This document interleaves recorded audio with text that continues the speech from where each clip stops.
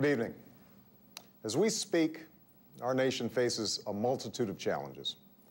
At home, our top priority is to recover and rebuild from a recession that has touched the lives of nearly every American. Abroad, our brave men and women in uniform are taking the fight to al-Qaeda wherever it exists. And tonight, I've returned from a trip to the Gulf Coast to speak with you about the battle we're waging against an oil spill that is assaulting our shores and our citizens. On April 20th, an explosion ripped through BP Deepwater Horizon drilling rig, about 40 miles off the coast of Louisiana. 11 workers lost their lives. 17 others were injured. And soon, nearly a mile beneath the surface of the ocean, oil began spewing into the water. Because there's never been a leak this size, at this depth, stopping it has tested the limits of human technology. That's why just after the rig sank, I assembled a team of our nation's best scientists and engineers to tackle this challenge. A team led by Dr. Stephen Chu, a Nobel Prize-winning physicist and our nation's Secretary of Energy. Scientists at our national labs and experts from academia and other oil companies have also provided ideas and advice. As a result of these efforts, we've directed BP to mobilize additional equipment and technology.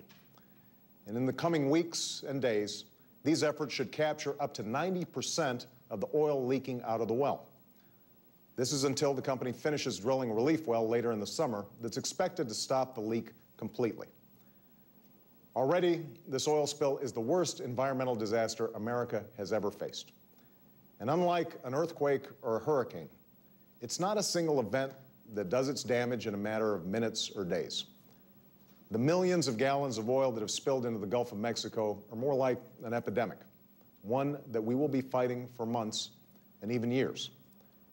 But make no mistake, we will fight this spill with everything we've got for as long as it takes. We will make BP pay for the damage their company has caused. And we will do whatever's necessary to help the Gulf Coast and its people recover from this tragedy. Tonight, I'd like to lay out for you what our battle plan is going forward, what we're doing to clean up the oil, what we're doing to help our neighbors in the Gulf, and what we're doing to make sure that a catastrophe like this never happens again. First, the cleanup.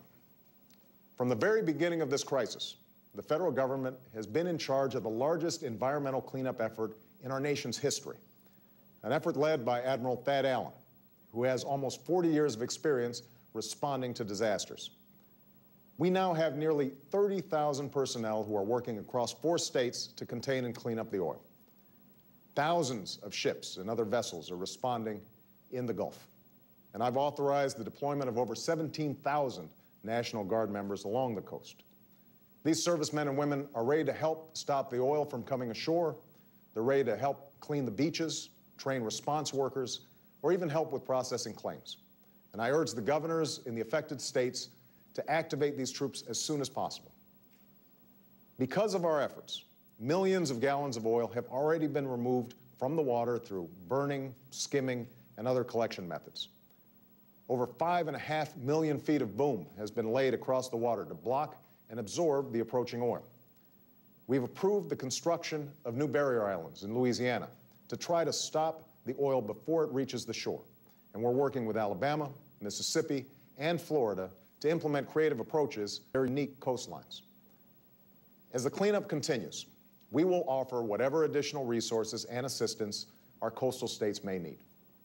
Now, a mobilization of this speed and magnitude will never be perfect, and new challenges will always arise. I saw and heard evidence of that during this trip. So if something isn't working, we want to hear about it. If there are the operation, we will fix them. But we have to recognize that despite our best efforts, oil has already caused damage to our coastline and its wildlife. And sadly, no matter how effective our response is, there will be more oil and more damage before this siege is done.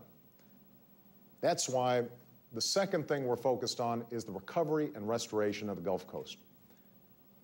You know, for generations, men and women who call this region home have made their living from the water. That living is now in jeopardy. I've talked to fishermen who support their families this year. I've seen empty docks and restaurants with fewer customers, even in areas where the beach is not yet affected. I've talked to owners of shops and hotels who wonder when the tourists might start coming back. The sadness and the anger they feel is not just about the money they've lost. It's about a wrenching anxiety that their way of life may be lost. I refuse to let that happen. Tomorrow, I will meet with the chairman of BP and inform him that he is to set aside whatever resources are required to compensate the workers and business owners who have been harmed as a result of his company's recklessness. And this fund will not be controlled by BP. In order to ensure that all legitimate claims are paid out in a fair and timely manner, the account must and will be administered by an independent third party. Beyond compensating the people of the Gulf in the short term, it's also clear we need a long-term plan to restore the unique beauty and bounty of this region. The oil spill represents just the latest blow to a place that's already suffered multiple economic disasters and decades of environmental degradation that has led to disappearing wetlands and habitats. And the region still hasn't recovered from Hurricanes Katrina and Rita. That's why we must make a commitment to the Gulf Coast that goes beyond responding to the crisis of the moment. I make that commitment tonight. Earlier, I asked Ray Mabus, the Secretary of the Navy, who's also a former governor of Mississippi and a son of the Gulf Coast, to develop a long-term Gulf Coast restoration plan as soon as possible. The plan will be designed by states, local communities, tribes, fishermen, businesses, conservationists, and other Gulf residents. And BP will pay for the impact this spill has had on the region. The third part of our response plan is the steps we're taking to ensure that a disaster like this does not happen again. A few months ago, I approved a proposal to consider new, limited offshore drilling under the assurance that it would be absolutely safe, that the proper technology would be in place and the necessary precautions would be taken. That obviously was not the case in the Deepwater Horizon rig. And I want to know why. The American people deserve to know why. The families I met with last week who lost their loved ones in the explosion, these families deserve to know why. And so I've established a national commission to understand the causes of this disaster and offer recommendations on what additional safety and environmental standards we need to put in place. Already I've issued a 6-month moratorium on deepwater drilling.